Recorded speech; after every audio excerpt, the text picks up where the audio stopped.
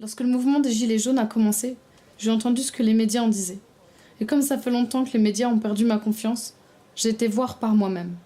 Et putain, je ne regrette pas. Dès la première rencontre, la discussion était fluide, l'échange chaleureux. La volonté d'une France plus juste, évidente. Au fil des jours, j'ai retrouvé au sein des Gilets jaunes des voisins, des connaissances, des amis.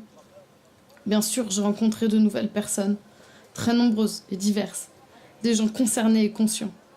Et partout, les sourires, les regards francs, le dialogue, la solidarité et l'honnêteté. Tous, tous unis contre la misère.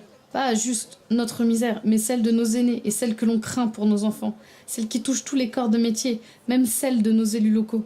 Cette misère, cette foutue misère qui nous gangrène. À l'approche des fêtes de Noël, les Gilets jaunes sont là, comme auprès de leur propre famille. Nous sommes là. Le président l'a dit, je ne suis pas le Père Noël. Je pourrais dire une connerie de plus, mais tant mieux s'il n'est pas le Père Noël. Nous ne voulons pas de cadeaux. Nous ne voulons pas être infantilisés. Nous ne voulons pas qu'on nous raconte des histoires. Nous voulons un président. Un président garant de notre unité, respectueux d'un peuple auquel il appartient.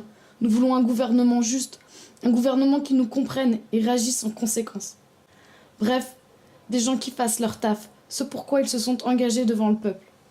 Nous voulons une tête pensante et bienveillante, mais ils perdent l'esprit et notre pays devient fou. Nous sommes le cœur de la France, et pour qu'un pays vive, son cœur doit battre.